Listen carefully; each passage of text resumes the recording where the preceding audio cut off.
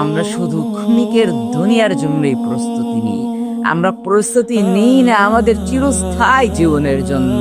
আমরা প্রস্তুতি নিই না আমাদের চিরস্থায়ী আখিরাতের জন্য। একটু ভাবুন তো, আমরা কতটুকু প্রস্তুতি নিচ্ছি সেই জীবনের জন্য, আর আমরা কতটুকু প্রস্তুতি নিচ্ছি আমাদের এই ক্ষণস্থায়ী জীবনের জন্য। হ্যাঁ, আমরা চোখে দেখেও বিশ্বাস করতে পারছি না ভালোভাবে আমরা মারা যাব।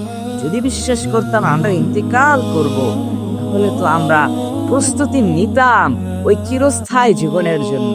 হ্যাঁ, বলাই তো হয়েছে, আর দুনিয়া ও মাজরাতুল আখরা, দুনিয়া আখরাতের ক্ষেত স্বরূপ। আপনি আজ এই ক্ষেতে বীজ লাগাবেন, বীজ বুনবে, পরবর্তীতে সেই জীবনে গিয়ে তার ফল পাবে। দেখবেন কি করেছেন।